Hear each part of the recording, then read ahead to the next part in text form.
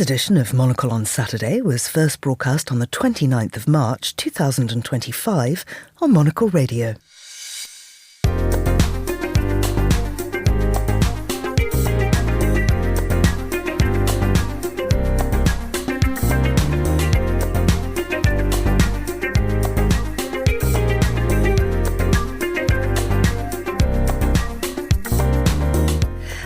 I'm Georgina Godwin, broadcasting to you live from Midori House in London. This is Monocle on Saturday. On today's programme, we'll have a look through the week's news and culture with Tessa Szyszkowitz, who's UK correspondent for the Austrian weekly magazine Falter. Then, it was really lovely to hear customers coming in to see it. They were so devoted to flying books that they came. We just had to see the new location. We explore an independent bookshop and cafe flying books at Neverland with Monocle's Toronto correspondent Tomos Lewis. And finally, we hear about a new festival, Voices of Faith, bringing together conversations, insight, music and food in celebrations across religions. That's all ahead here on Monocle on Saturday with me, Georgina Godwin. First though, here's the news.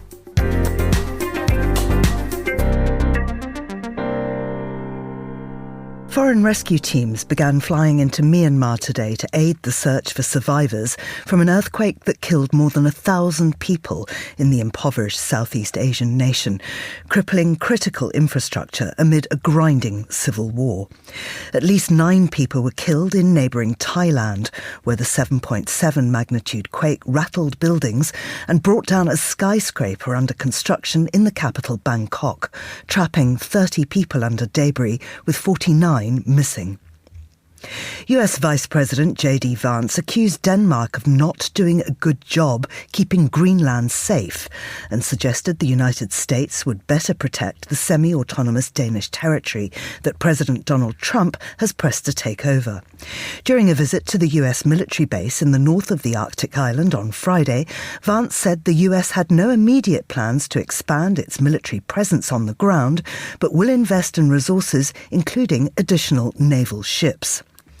And Nepal's government is investigating deadly violence that occurred during a rally by the supporters of the former king, seeking the restoration of a constitutional monarchy, a minister said today.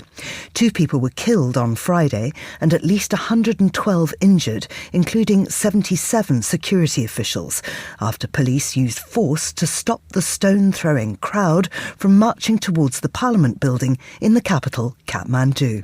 And that's your Monocle Radio News. Hello and welcome to Monocle on Saturday. It is Saturday the 29th of March. It's a particularly significant date. Have you any idea why? Good morning, first of all. And no, let's just get into the date. Okay, the date is the Global Day of Action today of Tesla Takedown. Yeah, it's also my birthday, Tess. Oh, Georgina, you should have told me. Happy birthday. Thank you. So this is Tessa Szyszkowitz. She is UK correspondent for the Austrian weekly magazine Falter. The only reason she forgot it's my birthday is she's completely jet-lagged. You just got in from San Francisco. That's correct, yesterday evening. Tell me what you were doing there. Well, I had a look at how Silicon Valley is developing now under the new conditions of having top dog Elon Musk sitting in the White House. And it's quite scary on the one hand, and on the other hand, as always, there's hope, because while the toxic manosphere is spreading all out America and also in Silicon Valley, unfortunately, there is resistance building, like the day of protest today, which I was referencing before with Tesla Takedown. Tell us more about that, because there's many pieces, many articles written about this, and lots of instructions of how to take part and so on. Yes, absolutely. Because, of course, the danger is that peaceful protests and Tesla Takedown, which was founded all over America by people who just want to voice their resistance against what Elon Musk is doing, particularly with Doge in the White House, sort of restructuring American administration and firing thousands of people and sort of bankrupting basically the ability of America to fund aid programs across the world, etc., etc. But Tesla Takedown was founded founded by women. I interviewed one, for example, who is a Pilates teacher in San Francisco. Her name is Patty Mogelmock. And great name. Yeah, she has a great name. Also a really great class that I sort of took while I was there, hot Pilates.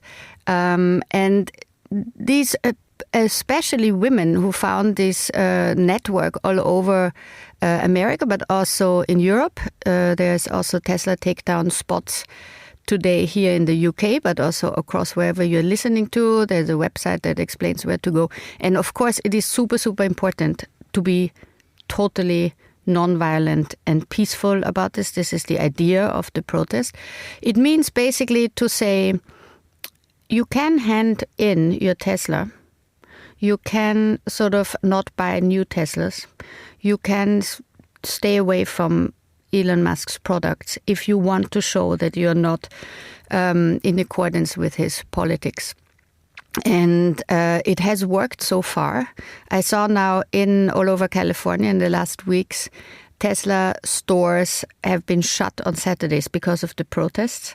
And people are telling me at these protests, also, young Silicon Valley tech fathers with their sons who are coming to these protests, saying that not only are they handing in their Teslas, but they're also ripping off the solar panels of Musk's companies.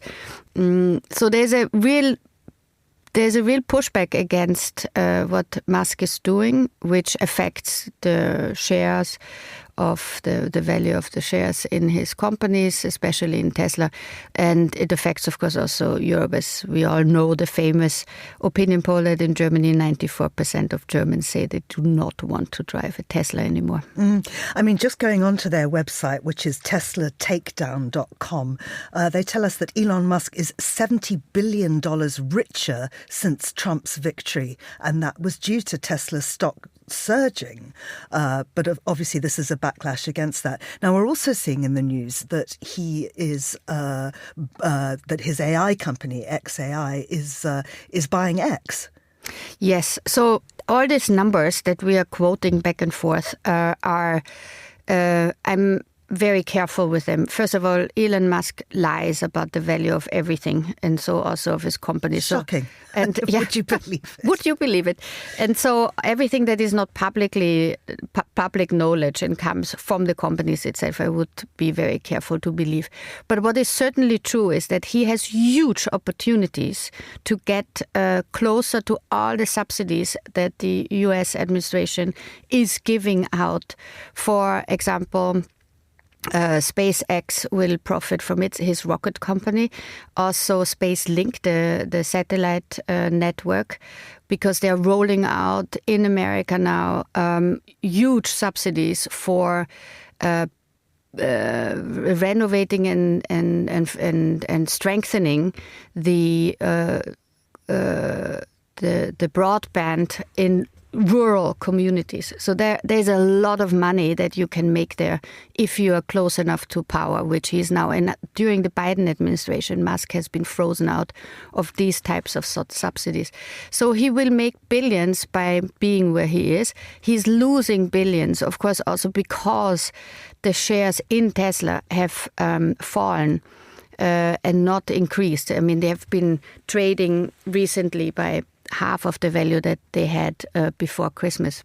Yeah, absolutely. So it's sort of the jury's out on this, of course. It also depends how often he shows a Nazi salute in the next month, because that really ticks off a lot of people who were basically supportive of his very, very creative and innovative companies that are sort of the backbone also of the US defense system now. It's basically impossible to avoid Musk in some of these companies, and especially in Europe, we are struggling to put anything out that is as effective in AI and also in defense companies that can now take over if you do not want to be involved in any Musk company technology. And I mean, I think when you talk about these protests, and as you say, there is an absolute how to do it guide on their website.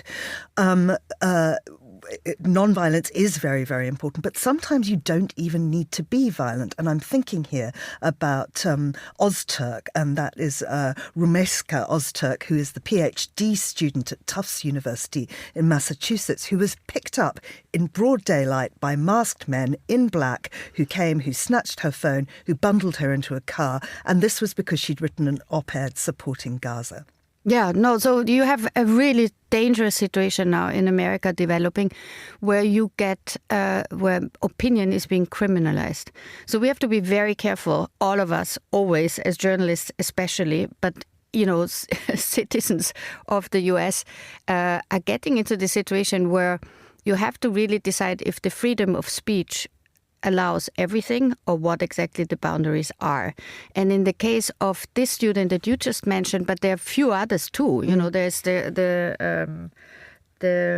are students in Columbia University and all over the place who were actively involved in the Gaza protest movement, where you can say you don't agree with everything they say. I always find it really silly to repeat Hamas propaganda, for example, at these protests. But in principle, if people voice their opinion, they should not be put in prison or deported, as that's the real thing. I mean, they're just threatening these people to be deported from the United States of America, although they have valid papers to be where they are. And that's the news for this particular thing, because Judge Denise Casper blocked Ortez's deportation just yesterday. Obviously, the government is going to fight back on that. But I mean, it is really quite extraordinary. So while you were there in Silicon Valley, what was the mood? What was the sense you were getting from people about the turn that the US has taken? So the usual suspects, like intellectuals, public intellectuals, like Rebecca Solnit, who wrote this wonderful book, Orwell's Roses, and she also wrote the essay that was the after which the term mansplaining was invented. She is out there to protest in her writings and also physically at the Tesla Takedown protests, because she says we cannot have American democracy being taken down by people who are not able to understand that artificial intelligence cannot overtake social intelligence. And that's what's happening a little bit in this administration now. You have the feeling that 5-year-olds are sort of in power who do not understand what the consequences of their doings are. So you had the Signal chat group scandal where you think like, somebody has to take responsibility about the fact that people walk around with classified information on their mobile phones while they are visiting Russia. But what shocked me really, because the official protests of the intellectuals and sort of East-West Coast university professors, that's the usual. What is astonishing is that part of Silicon Valley, which was always, libertarian, but also in a sense left-wing or progressive, that they are falling often into line now with Elon Musk and Donald Trump's view of the world. And a lot of the people who are not of their opinion in Silicon Valley, they just don't voice their discontent because they're afraid, because it's a really powerful game. I mean, it's a lot of money that you can lose if you say you don't agree with Donald Trump at the moment. Yeah. And of course, talking about this whole Signal chat, these are the same people that went after Hillary Clinton because of her emails. Now, Clinton herself has written a really interesting piece in the New York Times today. She is obviously, as people know, the former Secretary of State and the US Senator. She was the Democratic nominee for president in 2016. And it was the fuss about her emails, I think, that scuppered her. And she starts by saying, it's not the hypocrisy that bothers me, it's the stupidity. Yeah, I mean, it's of course a Hillary Clinton type of essay. There is this light, you always have the feeling she's looking at the world from quite high up. This already cost her the election maybe last time. And this essay goes a little bit in this direction, that she says, they're so dumb, how is this possible? I think it would maybe help if people would be not called dumb or stupid. But what she says, the points she makes, of course, are totally valid. I mean, she knows what she's talking about because she has been sitting as a foreign minister, and as a sort of central part of American power. Knows how complex and how complicated it is to get people together to make actually peace negotiations that could possibly lead to a comprehensive peace in the Ukraine or in the Middle East. And of course, all the democratic governments in the last time now also have failed bringing Israelis and Palestinians on the table to actually negotiate something useful. But what she's saying in her essay is that it's just incredible how the defense minister, Pete, said that it is sort of just completely unaware of what the credibility also of the administration means to the world. If you have the reputation that you can be played and tricked and that you're stupid enough to add journalists to your chat groups when you discuss bombing Houthis on the other side of the world, then she says, like, we will really suffer from this, and we in the world outside of America with them, because if you don't have the feeling that you can trust American sort of not only the power itself, but also the understanding of how you deal with power structures, then we are really in deep trouble. And she really makes the case for soft diplomacy, for saying, you know, we've got to be out in the world there, we've got to be talking to people. And by rowing back all of that, Trump is doing huge damage, she says. Tess, I don't know about you, but when the world gets too much for me, I do tend to retreat into books, and they always give me some kind of solace. And I thought what we'd do now is continue our tour of some of the more novel, independent bookshops in cities around the world. So today we're going to head to Toronto.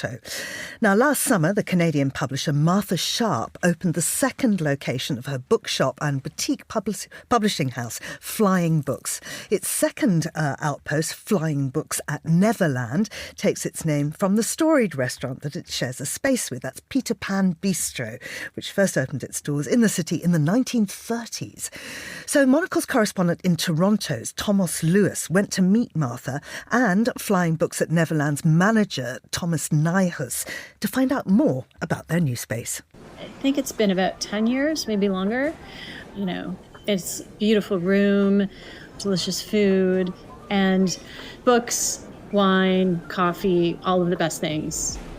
Yeah, it's so fantastic. And it's a really long space and these lovely big windows that really sort of draw you in. It's, as I say, I've been to the bistro next door a few times and had never realised there was this extra little venue here. Yeah. So it's so cool. Yeah, it's been really great. And all the details, like the stained glass windows, awesome coffee machines, and amazing selection of wines, and, the Flying Books choosily chosen selection of books again. So, yeah.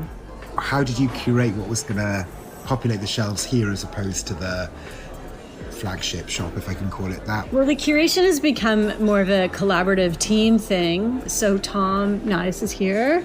He started in the spring with us at the college location, and now he is full-time here at the Neverland location. We have not as much shelf space here as we do on college. So it's a tighter collection, but it pretty much tracks along with the interests and emphases at the college location. And we spoke first, I guess, just as the first location was just opening up, I think, if that's right. So maybe to sort of catch up and kind of, obviously things are going incredibly well for Flying Books now that the second location is opened. Yeah. I think since then, we've also published another couple of books. The first book was Happy Hour by Marlo Granados, and that came out in Canada in September of 2020. 1 year later, it was published in the UK and the US and the rest of the English-speaking world. And now that book has sold like more than 50,000 copies worldwide, like well over that. I have to do the count because I'm a little behind. And then Good Girl by Anna Fitzpatrick, Toronto writer. That one came out since we last spoke in spring of 2022. And then spring of 2023, we published City in Flames by Thomas Hatchard, and he lives in Toronto as well. Dystopian love story. Very good. And in terms of the customers, the clientele who are sort of coming through, are they a mix of people who've loved the original location or new customers? Is there a sort of, what's that mix like? Well, it was really lovely to hear customers coming in to see it after we'd announced it on our social media and our website that we had a new location. So they were so devoted to Flying Books that they came. We just had to see the new location. That was amazing, but we're definitely getting new people. And because we have such close relationships with authors, that's really amazing. We will often I'll know what some of my favorite writers are reading. Like Sivankam Damsanga is always buying a huge stack. Some of the best read people I know. Don't know how she gets through them so fast. Giller Prize winner for How to Pronounce a Knife, and she lives in the area, so she's delighted to have a store that carries her book proudly and also the books that she wants to read. Yeah, Flying Books feels, and even before I started working here, it always felt to me like very enmeshed with not just retail space, but obviously it's a writing school and it's a publishing press, so a publishing house. So it had this kind of built-in artistry to it, which I always found really appealing. And made me want to. Nice. Lovely. Yeah, which sort of distinguishes it from other independent bookshops. This is a city of amazing independent bookshops. So it's Final thought. We were talking about sort of the format of this kind of being not brand new, but maybe, somewhat new, or lots of examples of it kind of in Toronto. Is there something that you've learned since you've opened that made you think like, oh, this is actually a really good format in Toronto itself because of, say, maybe the rich array of readers or writers or independent bookshops, people who like getting nice wine or good coffee or... Yeah, the thing that I've learned about it is that there's a lack of sort of a third space, a third place, or a soft landing, it's also sometimes called. So a place to go between work or school and home. And especially for women, it can be hard to find a place where you don't want to just go to a flat-out bar, because that might be an experience that you might not want to just engage with right then.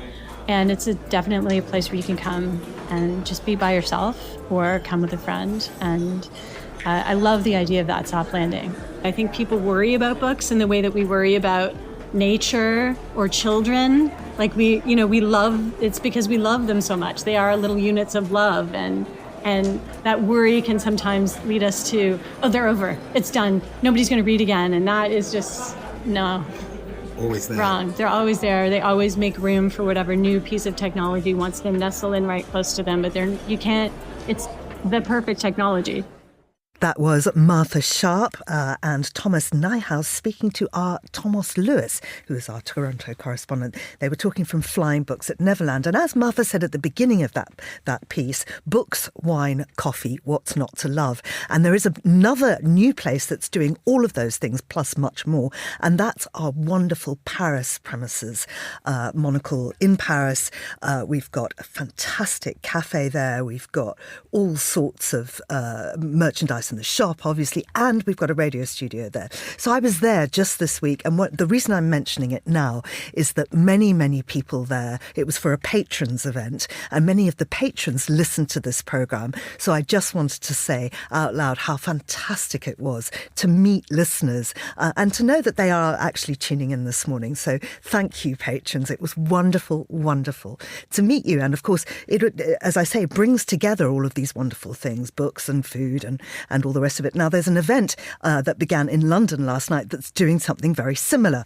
It's called Voices of Faith, and it runs all this week at the Barbican. It's organised by Teamwork Arts. That's the company behind the Jaipur Literature Festival and many other wonderful events around the world.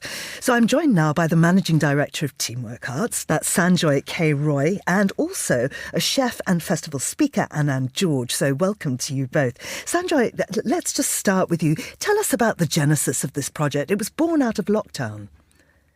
Oh, absolutely, Georgina, and lovely to be speaking with you. And thank you for that earlier segment. That was fascinating. And I think I'll pop down to Toronto or Paris to go to one of the bookshops that you mentioned. But yes, I mean, Voices of Faith, during lockdown, while everybody was busy baking or cooking or getting in touch with themselves, we just felt that there was an opportunity here for people to perhaps explore a little bit more and and find more reasons to be alive and happy and be in touch with their faith. So we began this series as a sort of inquiry into different philosophies and traditions of faith, not so much the practice, but really the philosophies behind our whole sense of spirituality. And that very quickly found traction and became what we now call as Voices of Faith. And this is our very first on-ground edition of the festival at the Barbican. And what sort of voices and discussions can we expect over this weekend at the Barbican? So we have great music, which sort of, in many ways symbolizes different faiths and traditions, because the spoken word and music in many ways has also been very much part of the faith scene, so to speak. And then across, we've got writers who've written on traditions. There's Andrew Quintman on Buddhism, who's done a wonderful series on Milarepa. There's Barnaby Rogerson, who's been doing some work around Islam and the birth of the Prophet Muhammad and the history around that. There's Pavan Verma, who will talk about much of what he's done on a saint in India who brought about the revival of Hinduism. And then there's the wonderful Linda Hess, who did an inquiry into the music of Kabir, the 14th century poet, philosopher, then turned saint. So we've got a whole array of different denominations of faith that we're going to be looking into. And also food is very big. So Anand, George, Anand, we first met in Jaipur a couple of months ago at that fantastic festival which Sanjoy runs. I was interviewing you about your book, The 5,000-Mile Journey. So that's a cookbook and it's a biography which recalls your story from your formative years in Kerala, in southern India, to the launch of your own restaurant and Michelin recognition from the guide, the Purple Poppadom in Cardiff. Just tell us a little bit more about that book, Anand. The 5,000-mile journey is, I say that the journey from Cardiff, from Cochin to Cardiff.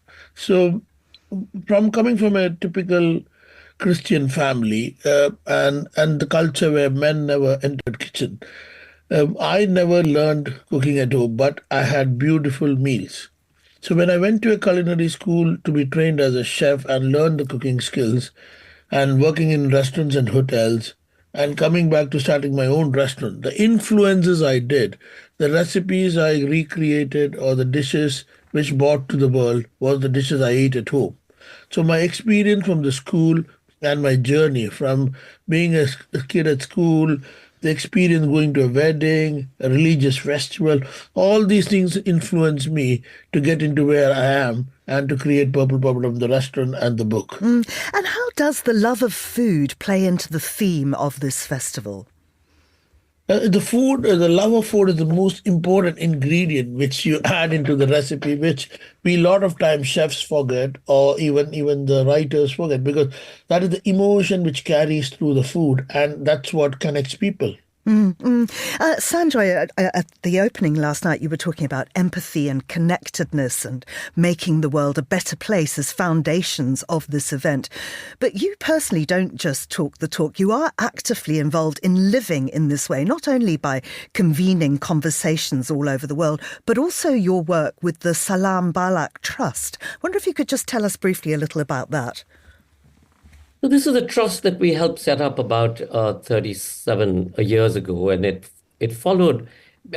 Because I used to be in theatre, one of the things that we started doing is how can we use theatre to mainstream young people who have no access in many ways, and these are kids who run away from home, who live on the streets. And the theatre and education program that we ran at Theatre Action Group was very successful, and in many ways, Meera Nair then went on to make the movie Salam Bombay.